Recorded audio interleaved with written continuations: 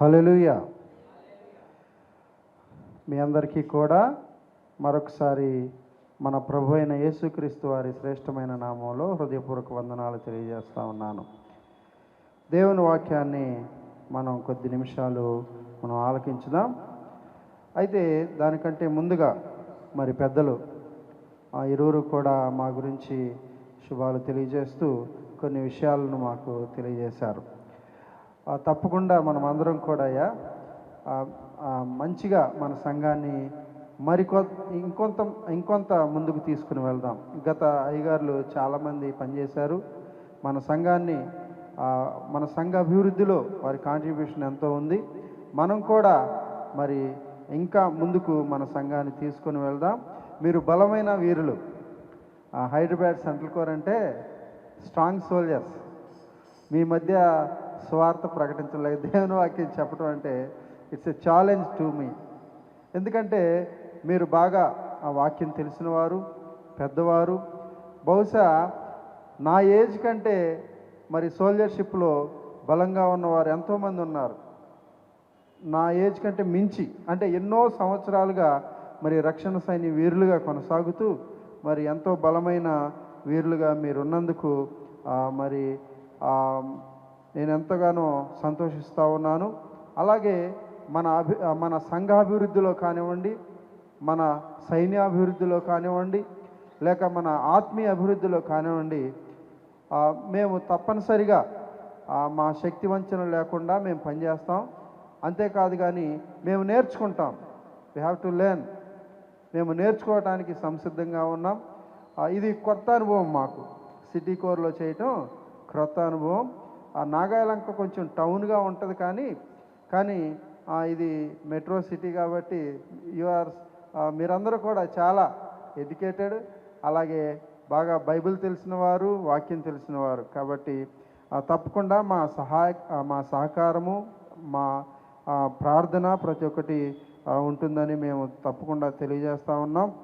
అలాగే రాజుగారు తెలియజేసినట్లుగా మేము ఆల్వేజ్ అకౌంటబుల్, అలాగే ఆల్వేజ్ ట్రాన్స్పరెంట్. కాబట్టి మేము ఎప్పుడూ కూడా మా స్వార్థ ప్రయోజనాల కోసం ఎప్పుడు మేము ఉండం. సంఘం అభివృద్ధి చెందితే మేము అభివృద్ధి చెందుతాం. ఇట్స్ ఎ లాజిక్, అంతే. కాబట్టి మేము ఎప్పుడు కూడా జవాబుదారీతనంగా ఉంటాము, అలాగే ట్రాన్స్పరెంట్గా ఉంటామని మేము తెలియజేస్తూ ఉన్నాము. అలాగే ముందుగా తెలియజేసినట్లు గత సేవకులందరూ కూడా మంచి పని ఇక్కడ చేశారు. మేము కూడా అంతకంటే ఎక్కువగా చేస్తామని దేవుని శక్తితో ప్రార్థనాపూర్వకంగా మేము తెలియజేస్తూ ఉన్నాం. కాబట్టి మీ గ్రీటింగ్స్ కొరకు, మీరు చూస్తున్న ప్రేమ కొరకు మా హృదయపూర్వక వందనాలు తెలియజేస్తూ ఉన్నాం. దేవుని వాక్యంలోనికి వెళ్దాం. మనం చదువుకున్న భాగం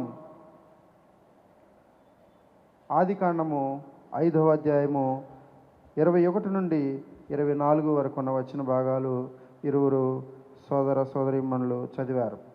కాబట్టి ఆ వాక్యాన్ని మరలా ఒకసారి నేను చదివి మీకు వినిపిస్తాను. దయచేసి ప్రతి ఒక్కరు కూడా చూడండి. ఆదికాండము 5వ అధ్యాయము 21 నుండి నేను చదువుతున్నాను. హనోకు 65 ఏండ్లు బ్రతికి మెతూషెలను కనెను. హనోకు మెతూషెలను కనిన తరువాత 300 ఏండ్లు దేవునితో నడుచుచు కుమారులను కుమార్తెలను కనెను. హనోకు దినములన్నీ 365 ఏండ్లు. హనోకు దేవునితో నడిచిన తరువాత దేవుడు అతను తీసుకుని పోయాను గనుక అతడు లేకపోయాను. దేవుడు ఈ వాక్యం ద్వారా మనల్ని బలపరచునుగాక. ఆమేన్. ఇక్కడ ఒక వ్యక్తి గురించి ప్రత్యేకంగా చెప్పబడతా ఉంది. అతని పేరేంటి? హనోకు, లేదా మనం సహజంగా హానోకు అని కూడా పిలుస్తూ ఉంటాం. హనోకన్నా ఏదేమైనా ఇతని గురించి కొన్ని విషయాలను మనం తెలుసుకుంటే, హనోకు ఈయన ఆదాము మొదలుకొని 7వ తరానికి చెందినటువంటి వ్యక్తి. ఆ విషయాన్ని మనం యోధాపత్రికలో 14వ వచనంలో మనం గమనించవచ్చు. హనోకు 7వ తరానికి సంబంధించిన వాడు, అంటే ఆదాము మొదలుకొని 7వ తరానికి సంబంధించినటువంటి వ్యక్తి. అంతేకాదు కానీ ఈయన మెతూషెల యొక్క తండ్రి. మెతూషెలకు ఒక ప్రత్యేకమైన పరిస్థితి. ఏంటది? ఎక్కువ సంవత్సరాలు బ్రతికినటువంటి వ్యక్తి. అతని వయసు ఎంత? ఎన్ని సంవత్సరాలు బ్రతికాడు? 969. అంతేనా? 969 సంవత్సరాలు బ్రతికాడు. బైబిల్ గ్రంథం అంతట్లో, బైబిల్ గ్రంథమే కాదు, ద హోల్ వరల్డ్ చరిత్రలో ఇప్పటి వరకు 969 బ్రతికిన ఒకే ఒక వ్యక్తి మెతుషల. ఆయన యొక్క తండ్రి హనోకు. అయితే అంతేకాదు కానీ ఈయన మెతుషల కనిన తర్వాత హనోకు దేవునితో నడిచినటువంటి వ్యక్తి. ఆ విషయాలు, కొన్ని విషయాలు మనం దేవుని వాక్యంలో నుండి ముందుకు వెళ్దాం. తర్వాత ఈయన అప్పటి వరకు కూడా నోవాహు యొక్క చరిత్ర 6వ అధ్యాయంలో ప్రారంభమవుతుంది. ఆ నోవాహు కన్నా ముందున్న వ్యక్తి ఈ హనోకు. అయితే అప్పటి పరిస్థితులు ఎలా ఉన్నాయంటే ప్రజలు దేవునికి విధేయులుగా లేరు, లోకంలో పాపంలో బ్రతుకుతూ ఉన్నారు. అట్టి పరిస్థితుల్లో కూడా హనోకు నిజాయితీగా బ్రతికినటువంటి వ్యక్తి, దేవుని కొరకు జీవించినటువంటి వ్యక్తి, పవిత్రంగా తనను తాను మార్చుకున్నటువంటి వ్యక్తి ఈ హనోకు మనం చెప్పుకోవచ్చు. అంతేకాదు కానీ ఈయనలో ఒక ప్రత్యేకమైన మరొక విషయం ఉంది. ఏంటది? హనోకు అంటే మరణం చూడకుండా కొనిపోబడినవారు. ఇద్దరున్నారు బైబిల్లో. ఎవరు చెప్పండి ప్రాముఖ్యంగా? Very good. ఏలియా అలాగే హనోకు లేక హనోకు అనేటువంటి వీరిద్దరు కూడా మరణాన్ని చూడకుండా మరి దేవుని దగ్గర కొనిపోయబడిన వ్యక్తి. అయితే ఈ హానోకు లేక ఎనోక్ అనే మాట, ఈ పదం హీబ్రూ పదమైనటువంటి హనోక్ అనేటువంటి పదం నుండి ఇది తీసుకోబడింది. దీని యొక్క అర్థం ఏంటంటే డెడికేటెడ్. హనోకు అనే పేరుకు అర్థం డెడికేటెడ్, అంకిత భావం కలిగినటువంటి వ్యక్తి లేక సమర్పణ కలిగినటువంటి వ్యక్తిగా మనం చెప్పుకోవచ్చు. అలాగే కాన్సిక్రేటెడ్, పవిత్రపరచబడినటువంటి వ్యక్తిగా కూడా మనం ఇతను చెప్పుకోవచ్చు. తర్వాత డిసిప్లిన్, క్రమశిక్షణ కలిగినటువంటి వ్యక్తి లేక క్రమశిక్షణ అని కూడా ఈ పేరుకు అర్థాన్ని తెలియజేస్తూ ఉంది. సరే, ఏదేమైనా ఈయన పేరులో ఉన్నటువంటి అర్థం అంటే అంకితభావం కలిగిన వ్యక్తిగా లేక పవిత్రపరచబడినటువంటి వ్యక్తిగా, పవిత్రంగా జీవించినటువంటి వ్యక్తిగా లేక క్రమశిక్షణ కలిగినటువంటి వ్యక్తిగా ఇతని పేరుకు అర్థం ఉండటమే కాదు కానీ ఆయన జీవితం కూడా అలానే ఉంది. ఆయన పేరు మాత్రమే కాదు కానీ ఆయన జీవితం కూడా ఆయన పేరుకు కలిగిన అర్థంలాగే ఆయన జీవితాన్ని జీవించినట్లుగా మనం చూడవచ్చు. అయితే ఈరోజు నా అంశము హనోకు పరిశుద్ధత. హనోకు గురించి బైబిల్ గ్రంథంలో ఎక్కువ సార్లు రాయబడలేదు, కానీ ఎక్కువ చోట్ల రాయబడలేదు. కానీ ఈ హనోకు అనేటువంటి వ్యక్తి పరిశుద్ధుడు లేక పరిశుద్ధత కలిగినవాడు అని మనం చెప్పుకోవచ్చు. ఎలాగంటే ఆయన జీవితాన్ని మనం ధ్యానం చేసినప్పుడు ఆ విషయాన్ని మనం చూడవచ్చు. అయితే హనోకు పరిశుద్ధుడు అని ఎలా చెప్పగలుగుతామంటే మొదటి మాట, హనోకు ఎలాగూ పరిశుద్ధుడు అని చెప్పగలుగుతామంటే అతని యొక్క విశ్వాసాన్ని బట్టి. హనోకు ఎలా పరిశుద్ధుడయ్యాడు అని చెప్పగలుగుతామంటే అతని యొక్క విశ్వాసాన్ని బట్టి అతను పరిశుద్ధుడు అనే మాట మనం చెప్పవచ్చు. సరే, ఒకసారి హెబ్రీ పత్రిక 11:5 చూద్దాం. హెబ్రీ పత్రిక 11:5 చదవండి తీసిన వారు. విశ్వాసమును బట్టి హనోకు మరణము చూడకుండునట్లు కొనిపోబడెను. అతడు కొనిపోబడక మునుపు దేవునికి ఇష్టుడై ఉండనని సాక్ష్యము పొందెను. కాగా దేవుడు అతని కొనిపోయాను గనుక అతడు కనపడలేదు. చూడండి చాలమ్మా. హనోకు విశ్వాసాన్ని బట్టి దేవుని దగ్గర కొనిపోబడ్డాడు. అంతేనా? విశ్వాసమును బట్టి హనోకు మరణమును చూడకుండా కొనిపోబడ్డాడు. మత్తయి సువార్తలో ఒక మాట ఉంది, హృదయశుద్ధి గలవారు ధన్యులు, వారు దేవుని చూస్తారు. దేవుని చూడాలంటే హృదయశుద్ధి ముఖ్యం లేక పరిశుద్ధత ముఖ్యం. వితౌట్ హోలీనెస్ దేవుని దగ్గరికి ఎవరు కూడా వెళ్ళలేరు. ఎందుకంటే ఆయన పరిశుద్ధుడు. అందుకనే తన ప్రజలతో చెప్తా ఉన్నాడు, నేను పరిశుద్ధుడు కనుక మీరు పరిశుద్ధులై ఉండండి. ఆయన యొక్క సంకల్పం ఏంటంటే మనం ఆయన దగ్గర ఉండాలి. మా పిల్లలు ఉన్నారు, మేము వచ్చాం ఇక్కడికి. వాళ్ళ ఎడ్యుకేషన్ విషయంలో మేము చాలా సతమతమైపోయాం. ఫస్ట్ చెన్నై అన్నప్పుడు ఇంకా బాగా స్ట్రెస్ తీసుకున్నాం. కొత్త లాంగ్వేజ్ చదువుతారు, ఇంగ్లీష్ మీడియమే చదివారు, కానీ కొంచెం కరికులం మారుతుంది, లాంగ్వేజ్ మారుతుంది. మళ్ళా వాళ్ళు దాంట్లోకి ఆ ఫ్రేమ్లోకి సెట్ అవ్వాలంటే చాలా కష్టపడాలని చాలా చాలా ఒక వారం రోజులు బాగా ఇబ్బంది పడ్డాం. తర్వాత ఇటు అని తెలిసిన తర్వాత ఇటు కూడా మరి స్టేట్ మారిపోయింది. ఎట్లాగో వాళ్ళ ఎడ్యుకేషను కొత్త సిలబస్సు, వాళ్ళంతా ఏపీ సిలబస్లోనే చదివారు, ఎట్లా అని ఆలోచన చేసి చివరికి ఒకటే అనుకున్నాం, ఏదేమైనా కానీ మా దగ్గరే ఉండాలి.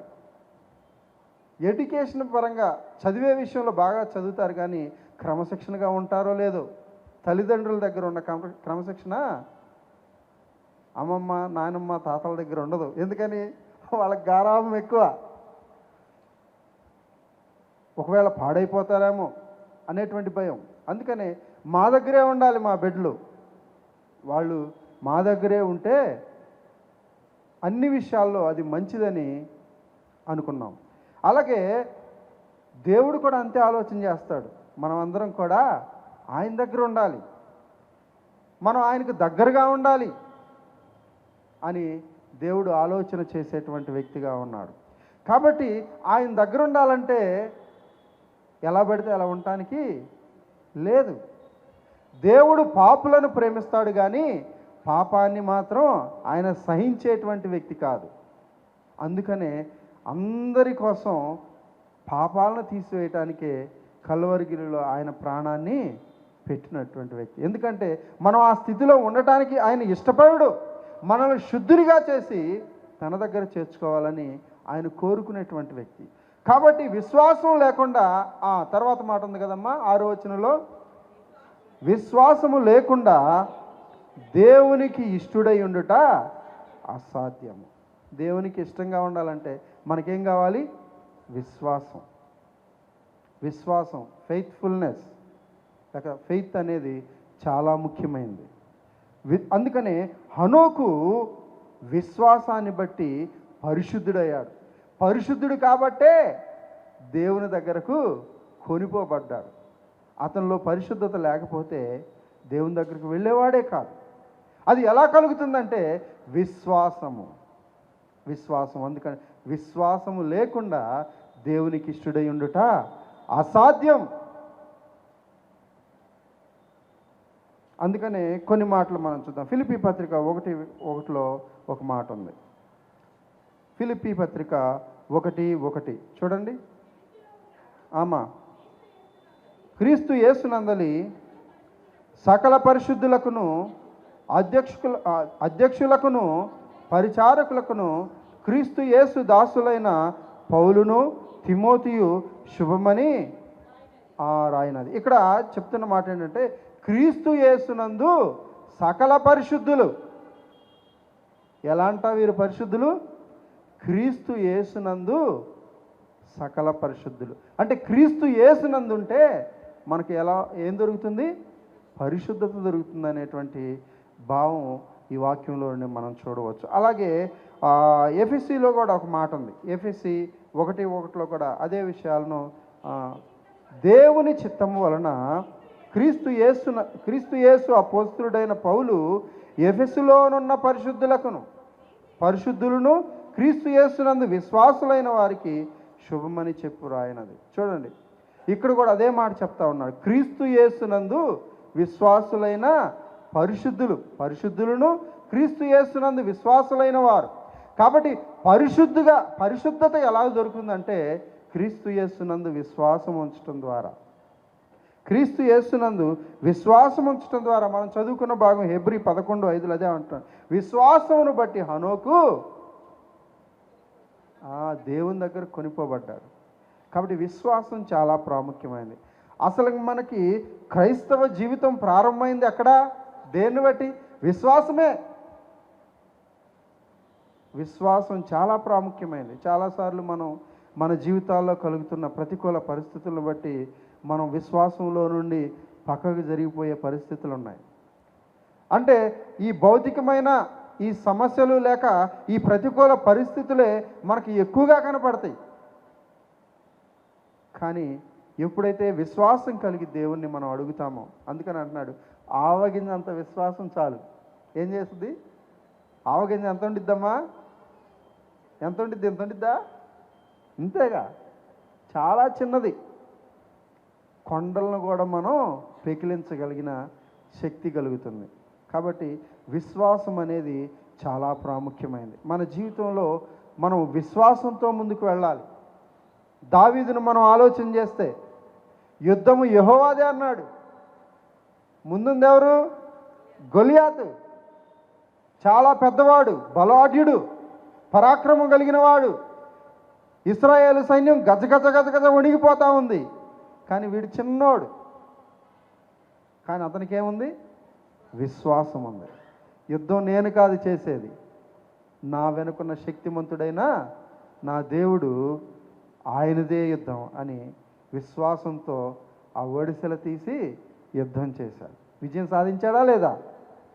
కాబట్టి మనకు కూడా విశ్వాసం మన కష్ట సమయాల్లో, మన నష్ట సమయాల్లో, మన ప్రతికూల పరిస్థితుల్లో, మన ఇబ్బందుల్లో మనం విశ్వాసం కలిగి ఉన్నప్పుడు దేవుడు మనకు తప్పకుండా సహాయం చేస్తాడు. విశ్వాసమును బట్టి హనోకు పరిశుద్ధుడయ్యాడు.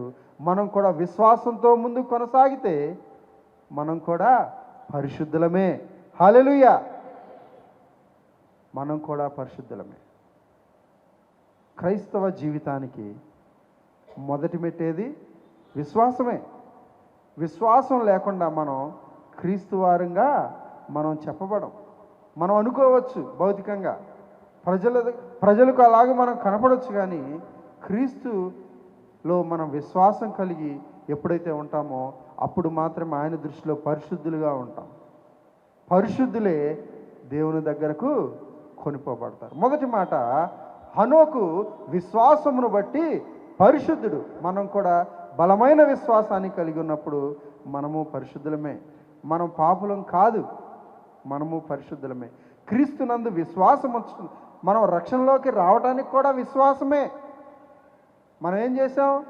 ఏమైనా చేసామా? రక్షణకు ఏమీ అవసరం లేదు. బైబిల్ చెప్పే మాట ఒకటే, రోమా 10:9, ఆయన యందు విశ్వాసం ఉంచాలి, ఆయన నోటితో ఒప్పుకోవాలి. లేక మన జీవితాన్ని ఒప్పుకొని, పాత జీవితాన్ని ఒప్పుకొని విడిచిపెట్టినప్పుడు మనం రక్షణ పొందుతామని దేవుని వాక్యం సెలవిస్తూ ఉంది. కాబట్టి విశ్వాసం చాలా కీలకమైంది మన జీవితాల్లో. క్రైస్తవ జీవితానికి విశ్వాసం చాలా ప్రాముఖ్యమైంది. విశ్వాసం లేకపోతే మనం పరిశుద్ధులం కాబడలేం. విశ్వాసం లేకపోతే మనం ప్రభు దగ్గరకు వెళ్ళలేం. కాబట్టి బలమైన విశ్వాసం కలిగి మనం ఉండాలి మన ఆత్మీయ జీవితంలో. రెండవ మాట, హనోకు ఎలాగూ పరిశుద్ధుడు అని పిలువబడ్డాడంటే అక్కడ చదువుకుందాం. మనం చదువుకున్న భాగం ఆదికాండము 5:21 చదవండి. హనోకు 60 ఏండ్లు బ్రతికి మెతూషెలను కనెను. హనోకు మెతూషెలను కనిన తర్వాత 300 ఏండ్లు దేవునితో నడుచుచు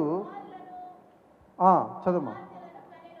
ఇక్కడ మనం చూస్తే 21 అంటా ఉన్నాడు, హనోకు 65 ఏండ్లు బ్రతికి మెతూషెలను కనెను. హనోకు మెతూషెలను కనిన తర్వాత 305 ఏండ్లు ఏం చేశాడు?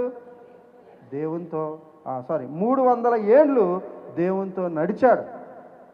చూడండి, ఇక్కడ అర్థం చేసుకోండి. హనోకు మొత్తం బ్రతికిన సంవత్సరాలన్నీ 365 ఏండ్లు, 365. అయితే మొదటి 65 సంవత్సరాలు బహుశా ఇక్కడ రాయబడుతున్న మాటను బట్టి దేవునితో నడిచిన వాడు కాదు, అంతే కదా. మెతూషెలను కనిన తర్వాత 300 ఏండ్లు దేవునితో నడిచాడని ఇక్కడ చెప్పబడతా ఉంది. అంటే అంతకుముందున్న 65 సంవత్సరాలు బహుశా లోకంలో బ్రతికుండొచ్చు, లోకంలో ఉన్న పాపాన్ని జరిగించవచ్చు, లోకంలో ఉన్న బలహీనమైన వాటన్నిటినీ కూడా చేసి ఉండొచ్చు. ఎప్పుడైతే 65 సంవత్సరాల తర్వాత మెతూషెలను కనిన తర్వాత దేవునితో తన నడకను ప్రారంభం చేశాడు. అంటే మార్పు చెందాడు. రెండవ మాట, మార్పు చెందుటను బట్టి పరిశుద్ధత, మారు మనస్సు, మనకు అర్థమయ్యే భాషలో మారు మనస్సు లేక మార్పు చెందుటను బట్టి హనోకు పరిశుద్ధుడిగా తీర్చబడ్డాడు. హనోకు దేవుని దగ్గరికి వెళ్ళాడు కదా, వెళ్ళాడంటే పరిశుద్ధుడే కదా. కాబట్టి 365 సంవత్సరాల జీవితంలో 65 సంవత్సరాలు పోగా మిగిలినటువంటి 300 సంవత్సరాలు దేవునితో మరి నడిచినటువంటి వ్యక్తి. అంటే ఒక డెసిషన్ తీసుకున్నాడు, ఒక నిర్ణయాన్ని తీసుకున్నాడు. నేను దేవునితో నడవాలని లేక దేవునితో నేను జీవించాలని 65 సంవత్సరాల తర్వాత ఆ నిర్ణయాన్ని తీసుకొని దేవునితో కూడా నడిచినటువంటి వ్యక్తిగా హనోకు మనకు కనపడతా ఉన్నాడు. అయితే ఒక మాట, ప్రియమైన దేవుని బిడ్డలారా, మరి మీరు విశ్వాస జీవితాన్ని ప్రారంభించి ఎన్ని సంవత్సరాలు అవుతుంది? ఒకసారి మీరు ఆలోచన చేసుకోండి ఇంటికి వెళ్ళిన తర్వాత. నేను ఎన్ని సంవత్సరాల నుండి నేను దేవుని భక్తిలో నేను కొనసాగుతూ ఉన్నాను? ఎన్ని సంవత్సరాల నుండి నా విశ్వాస జీవితాన్ని నేను కొనసాగిస్తూ ఉన్నాను? ఎన్ని సంవత్సరాల క్రితం నేను దేవుని నమ్ముకున్నాను అని ఒకసారి ఆలోచన చేసుకొని, ప్రభునందు విశ్వాసం ఉంచిన నీవు ఎన్ని సంవత్సరాల తర్వాత నువ్వు మారు మనసును పొందావు? సహజంగా దేవుని నమ్ముకున్న తర్వాత ఆ మొదటి రోజుల్లో మనకంత మెచ్యూరిటీ ఉండదు. ఉంటుందా? విశ్వాసంలో, విశ్వాస జీవితంలో అంతగా ఉండదు. అయితే మనం అనుదినము దేవుని వాక్యపు వెలుగులో మన జీవితాన్ని బలపరుచుకుంటూ మనం ఇంకా బలం పొందే వారంగా ఉంటాం. చిన్నపిల్లల వంటి వారమే మనం ప్రారంభంలో. అయితే దేవుడు వాక్యం చెప్పే మాట ఏంటంటే, దేవుని వాక్యం ఏం చెప్తా ఉందంటే, మనం చిన్నపిల్లలా కాదు. చిన్నపిల్లలు ఏం చేస్తారు? మొదట పాలు తాగుతారు, తర్వాత ఏం చేస్తాం? మనం ఆహారం పెడతాం, అన్నం ముట్టిస్తాం. అదొక గొప్ప కార్యక్రమం చేస్తాం మనం. ఎందుకని? పాలే తాగొచ్చు కదా. వాడు బలంగా దృఢంగా తయారవ్వాలంటే వాడికి ఆహారం కావాలి, అన్ని రకాల. నిన్న ఒక వివాహం జరిగింది, రాజుగారితో కలిసి మేము కూడా వెళ్ళాం. మన వాళ్ళు చాలామంది వచ్చారు. ఎన్ని ఐటమ్స్ పెట్టారో, చాలా ఐటమ్స్ తిన్నాం. అంటే ఎందుకు ఈ మాటలు చెప్తా ఉన్నానంటే, అన్ని రకాల ఆహారాలు తిన్నప్పుడు బలం, అంటే ఒక్కొక్క దాంట్లో ఒక్కొక్క పోషకాలు ఉంటాయి. అందుకనే దేవుని వాక్యం చెప్పేది ఏంటంటే, మారు మనసు లేక ఇప్పుడు మనం చెప్పుకున్నట్లుగా పాలు తాగే స్థితిలో నుండి బలమైన వారంగా మనం తయారవ్వాలి. అది ఎప్పుడు కలుగుతుందంటే అనుదిన వాక్య జీవితం ద్వారా మనకు కలుగుతుంది. ఈ హనోకు కూడా 65 సంవత్సరాలు దేవుని బహుశా ఇలాంటి స్థితిలోనే ఉండొచ్చు. దేవునిలో సరిగా ఎదగలేకపోయి ఉండొచ్చు, లేక కుటుంబ బాధ్యతలో, లేకుంటే వేరే వేరే పరిస్థితిలో, ఏ పరిస్థితిలో దేవునితో అంతగా ఆయన మరి చక్కగా ఉండకపోవచ్చు. కానీ ఒక నిర్ణయాన్ని తీసుకున్నాడు, తన మనస్సును మార్చుకున్నాడు. ఎప్పుడు? 65 సంవత్సరాల తర్వాత. 65 సంవత్సరాల తర్వాత తన నిర్ణయాన్ని మార్చుకొని దేవునితో నడవటం ప్రారంభం చేశాడు. కాబట్టి ప్రియమైన దేవుని బిడ్డలారా, మనం కూడా కొన్ని మార్చుకోవాలి. దాన్నే మారు మనస్సు అంటారు. మారు మనస్సు చాలా ప్రాముఖ్యమైంది. మన మాట మారాలి, మన వైఖరి మారాలి, మన తీరు మారాలి, మన లక్షణాలు మారాలి, మన పరిస్థితులు మారాలి, ప్రభు కనపడాలి. ప్రతి దాంట్లో ప్రభు నామానికే మహిమ కలగాలి. 65 సంవత్సరాల తర్వాత హనోకు కూడా తన్ను తాను మార్చుకున్నాడు. మార్పు ఎవరు చేస్తారు? మనమే చేసుకోవాలి. ఫోర్స్ఫుల్గా చేసేది కాదు, మనల్ని మనం మార్చుకోవాలి. ఎందుకంటే దేవుడు మనలను స్వతంత్రులుగా చేశాడు. మార్పు చేసుకోవాలన్నా మనమే, అలాగే ఉండాలన్నా మనమే. ఏదో పెద్దవాళ్ళు సామెత ఉంది కదా, గుర్రాన్ని మనం తొట్టి దగ్గరికి తీసుకెళ్ళి తాగు తాగు అని ఫోర్స్ చేస్తే తాగిద్దా? తాగదు. దానికి ఇష్టమైతేనే తాగుతుంది. కాబట్టి మనల్ని మనం మార్చుకోవాలి, మార్పు చెందాలి. హనోకు మార్పు చెందాడు కాబట్టే పరిశుద్ధుడిగా దేవుని దగ్గరకు కొనిపోబడ్డాడు. తన వైఖరి మార్చుకున్నాడు, తన మాట మార్చుకున్నాడు, తన ప్రవర్తన మార్చుకున్నాడు, తన పరిస్థితులను మార్చుకున్నాడు. కాబట్టి మనం కూడా మనలో మార్పు చేసుకోవాలి. మార్పు చెందుటను బట్టి హనోకు పరిశుద్ధుడిగా తీర్చబడ్డాడు. అపోస్తుల కార్యము 3:19 ఒకసారి చూద్దాం. అపోస్తుల కార్యం 3:19 చదవండి అమ్మా. ప్రభు అమ్మా చదవమ్మా. క్రీస్తు యేసును ఆయన పంపునట్లు మీ పాపములు తుడిచివేయబడు నిమిత్తమును మారు మనసు నుండి తిరుగుడి. మన పాపాలు తీసివేయబడటానికి ఏం కావాలంట? మారు మనసు, టర్నింగ్, తిరగమంటా ఉన్నాడు. పాపము నుండి మారు మనసు వైపు. మనం రక్షణ పొందిన తర్వాత రక్షణ పొందటానికి విశ్వాసం ఒక బలమైన కారణమైతే మారు మనసు అనేది కూడా మరొక బలమైన కారణంగా ఉంది. కాబట్టి సమయాన్ని బట్టి నేను ముందు కొనసాగుతూ ఉన్నాను. కాబట్టి మార్పు చెందుట ద్వారా పరిశుద్ధులుగా మనం తీర్చబడతాం. మార్పు చెందుట ద్వారా పరిశుద్ధులుగా మనం తీర్చబడతాం. మనం భౌతికంగా ప్రజలకు లేక సంఘానికి లేక సేవకులకు లేక మన తోటి వారికి మనం మారు మనసు పొందిన వారంగా మనం కనపడచ్చేమో, కానీ దేవుడు హృదయంతరంగాలను చూసేటువంటి దేవుడు. ఇందాక మనం ఒక మాట చెప్పుకున్నాం కదా, ట్రాన్స్పరెన్సీ, అకౌంటబిలిటీ. భక్తిలో కూడా మనం వీటిని పాటించాలి. దేవునికి మనం యథార్థంగా ఉండాలి. ఎప్పుడంటే మారు మనసు పొందాలి. మనల్ని మనం మార్చుకోవాలి. మనల్ని మనం మార్చుకున్నప్పుడు దేవుడు మనలను పరిశుద్ధులుగా అప్పుడే మనము దేవుని దగ్గరకు కొనిపోగలం, వెళ్ళగలుగుతాం. కాబట్టి హనోకు 65 సంవత్సరాల తర్వాత తను మార్చుకొని దేవునితో ప్రయాణం మొదలుపెట్టాడు. మరి మన ఎంతకాలం మీరు ఎప్పుడు ప్రయాణాన్ని మొదలుపెట్టారు? మిమ్మల్ని మీరు ఎప్పుడు మార్చుకున్నారు?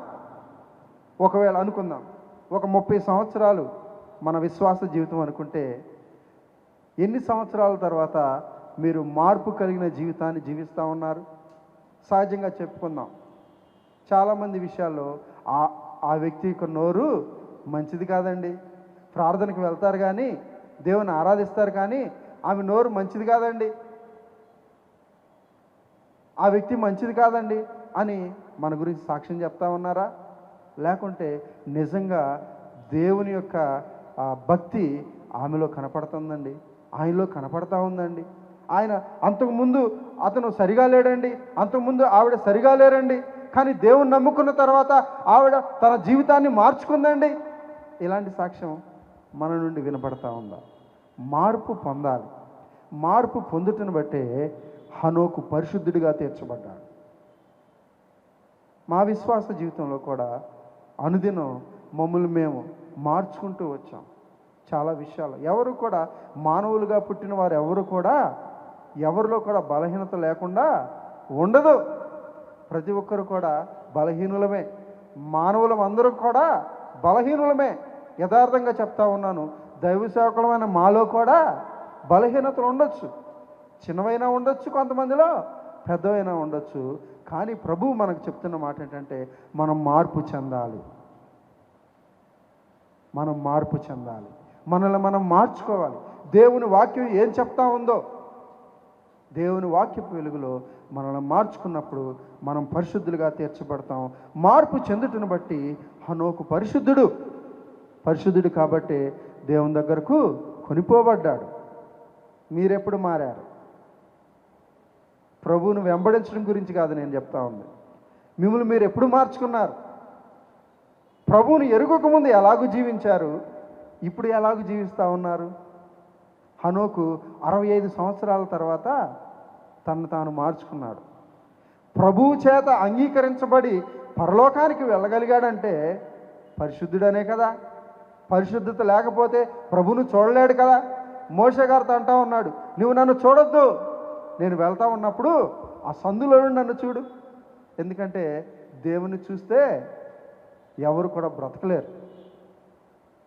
ఎప్పుడు బ్రతకగలుగుతారంటే పరిశుద్ధులైన అప్పుడు మాత్రమే. కాబట్టి మార్పు చెందాలి, మనల్ని మనం మార్చుకోవాలని దేవుని వాక్యం సెలవిస్తూ ఉంది. ప్రియమైన దేవుని సంగమా, మనల్ని మనం మార్చుకోవాలి, మన పరిస్థితులను మార్చుకోవాలి, దేవునికి ఇష్టమైన వారంగా మనల్ని మనం మార్చుకోవాలి. అది ఎవరో ఫోర్స్ఫుల్గా మనల్ని మార్చేది కాదు. మనం స్వతంత్రులం, నిర్ణయం మనదే, నిర్ణయం మనదే. మార్పు చెందుటను బట్టి హనోకు పరిశుద్ధుడు. చివరి మాట, హనోకు ఎలాగూ పరిశుద్ధుడయ్యాడు. మనం చదువుకున్న మాటే 22 చూడండి. ఆదికాండం. హనోకు మెతూషెలను కనిన తర్వాత 300 ఏండ్లు దేవునితో నడిచాడు. నడవటం అంటే అడుగులు అడిగేసి నడవటం అని కాదు అక్కడ ఉద్దేశం. సహవాసం, ఫెలోషిప్, దేవునితో నడవటం ప్రారంభం చేశాడు. 300 ఏళ్ళు. సాధ్యమేనా ఇది? సాధ్యమే అని హనోకు ప్రూవ్ చేశాడు. కాబట్టి ప్రియమైన దేవుని బిడ్డలారా, సహవాసం అనేది చాలా ప్రాముఖ్యమైనది. ఎలాగూ సహవాసం లేక దేవునితో ఎలాగూ మనం సహవాసం చేస్తామంటే, మొదటిది ప్రార్థనా జీవితం. మొదటి ప్రార్థనా జీవితం. ప్రార్థన అంటే మనము దేవునితో మాట్లాడటం. తర్వాత వాక్య ధ్యాన జీవితం అంటే దేవుడు మనతో మాట్లాడటం. తర్వాత సంఘ సహవాసం, ఫెలోషిప్, సంఘ సహవాసం. ఇవన్నీ కూడా దేవునితో మనల్ని సహవాసంలోనికి నడిపించేవి. ఇవన్నీ కూడా పనిముట్లు లాంటివి. దేవునితో మనం ఇంకా లోతైన అనుభవం పొందటానికి, దేవునితో మనం ఇంకా నడవటానికి, దేవునితో ఇంకా అడుగులు ముందుకు వేయటానికి మనకు ఉపయోగపడేవి. ఒకటి ప్రార్థనా జీవితం, రెండోది వాక్య ధ్యాన జీవితం, మూడోది సంఘ సహవాసం. కాబట్టి ప్రియమైన దేవుని బిడ్డలారా, హనోకు సహవాసమును బట్టి పరిశుద్ధుడిగా తీర్చబడ్డాడు. అంతే కదా. 300 ఏండ్లు 65 సంవత్సరాల తర్వాత తన సహవాసాన్ని ప్రారంభించాడు దేవునితో. ఇంకా వెనక్కి ఎన్నడూ కూడా చూడలా. దావీదు గురించి అదే చెప్తాం. ఆ ఊరియా భార్య తప్పితే ఇంకా ఆయన వెనక్కి ఎన్నడూ కూడా చూడలా. యోబు భార్య ఏం చేసింది? దేవుడు చెప్పాడు, నువ్వు మాత్రం చూడొద్దు, వెనక చూడొద్దు. ఏం చేసింది? లోతు భార్య ఉప్పు స్తంభం అయిపోయింది. కాబట్టి వెనక్కి మనం చూడకూడదు. మనం దేవునితో సహవాసం ప్రారంభమైన తర్వాత మనం వెనక్కి చూడకూడదు. దేవుని చూస్తూ మనం ముందుకు కొనసాగాలి. మన ఆత్మీయ ప్రయాణాన్ని మనం ప్రారంభించిన తర్వాత, అందుకని అంటున్నాడు కదా, నాగటి మీద చేయి వేసి వెనక్కి మనం మరలా చూడకూడదు. దేవుని భక్తిలో ఎదుగుతున్న మనం వెనక్కి మరలా చూడకూడదు. హనోకు చేసిన పని అదే. వెనక్కి చూడలా, ముందుకే కొనసాగాడు. కాబట్టి దేవుని వైపు చూస్తే మనం ముందుకు కొనసాగుతాం. అందుకనే పేతురు తుఫాను వచ్చేసింది పడవలో, దేవుని చూసినంతసేపు నీళ్ల మీద నడుచుకుంటూ వెళ్ళిపోయాడు. ఎప్పుడైతే ఆ తుఫాను ఆ అలజడిని చూడటం ప్రారంభించేశాడో మునిగిపోవటం ప్రారంభమైంది. కాబట్టి దేవుని వైపు చూస్తే మనం పరిశుద్ధం, లేక దేవునితో సహవాసం చేస్తే మనం పరిశుద్ధులం. సహవాసమును బట్టి హనోకు పరిశుద్ధత కలిగిన వాడుగా ఉన్నాడు. కాబట్టి దైవ సహవాసంలో మనకు ముందు కొనసాగాలి. వ్యక్తిగత జీవితం చాలా ప్రాముఖ్యమైనది. వ్యక్తిగత ప్రార్థనా జీవితం చాలా ప్రాముఖ్యమైనది. వ్యక్తిగత వాక్య ధ్యాన జీవితం చాలా ప్రాముఖ్యమైనది. అలాగే కాంగ్రిగేషన్తో లేక సంఘంతో, చర్చ్తో కలిసి మనం సహవాసం చేయటం, ఇవన్నీ కూడా ఈ 3 విషయాలు మనల్ని దేవునితో సహవాసంలోనికి, ఆయన అంటే బహుశా ఆయన చెయ్యి అడుగులు అడిగేసుకొని వెళ్ళిపోయాడాము. బహుశా మనం చూడలేదు కదా. మనం వెళ్ళగలుగుతామా? లేదు. ఈ 3 విషయాలు, వాక్య ధ్యాన జీవితం, ప్రార్థనా జీవితం, సంఘ సహవాసం, మనల్ని దేవుని సహవాసంలో ముందుకు నడిపించేవి. కాబట్టి ఆదాము సహవాసాన్ని పోగొట్టుకున్నాడు, దేవుని సహవాసాన్ని పోగొట్టుకున్నాడు, అవిధేయుడైపోయాడు. దేవుడు చెప్పిన మాట వినలా. అక్కడ పండు చెట్టు ముఖ్యం కాదు, దేవుని మాటే ప్రాముఖ్యమైంది. కాబట్టి ఆ మాటను వినకుండా తను తాను దేవునికి దూరం చేసుకున్నాడు. ఏం చేశాడు? దేవుడు తరివేశాడు ఏదేనులో నుండి. ఆదాము దేవునితో సహవాసాన్ని పోగొట్టుకున్నాడు, కానీ హనోకు దేవునితో 300 ఏళ్ళు నడిచాడు. ఒకసారి బేరేజ్ వేసుకోండి, మిమ్మల్ని మీరు పరిశీలన చేసుకోండి, మీ సహవాసం ఎంతకాలం అవుతుంది దేవునితో? హనోకు అయితే 300 ఏళ్ళు నడిచాడు. మరి మీరు ఎన్నేళ్ళు నడుస్తూ ఉన్నారు? ఒకసారి మనల్ని మనం పరిశీలన చేసుకోవాలి. ఎవరికి తెలియని అవసరం లేదు, కానీ నీ హృదయంలో నీవు యోచన చేసుకొని దేవునితో ఎంతకాలం నువ్వు సహవాసం ప్రారంభించావు ఆలోచన చేసుకొని ముందుకు వెళ్ళినట్లయితే నీవు పరిశుద్ధుడిగా తీర్చబడతావు. దేవునితో సహవాసం చేసి సహవాసాన్ని బట్టి హనోకు పరిశుద్ధుడిగా తీర్చబడ్డాడు. అందుకనే దేవునితో కూడా కొనిపోబడ్డాడు. భక్తి జీవితం లేక ఆత్మీయ జీవితం చాలా చాలా ఏంటది? ఈజీనా? అంత సామాన్యమైంది కాదు. లోకమేమో వేరుగా ఉంటుంది, లోకం ఎప్పుడు వ్యతిరేకంగా ఉంటుంది. భక్తి జీవితం ఈ రెండు కూడా ఎప్పుడు విరుద్ధంగా ఉంటాయి. లోకంలో మనం జీవిస్తూ ఉన్నా, లోకంలో ఉన్న తామర పువ్వు ఉంది కదా, అది నీళ్ళలోనే ఉండేది, కానీ నీళ్లు మాత్రం తనలో ఉంచుకోదు. కాబట్టి ప్రియమైన దేవుని బిడ్డలారా, మనం పరిశుద్ధులంగా ఉండాలని దేవుడు కోరుకుంటా ఉన్నాడు.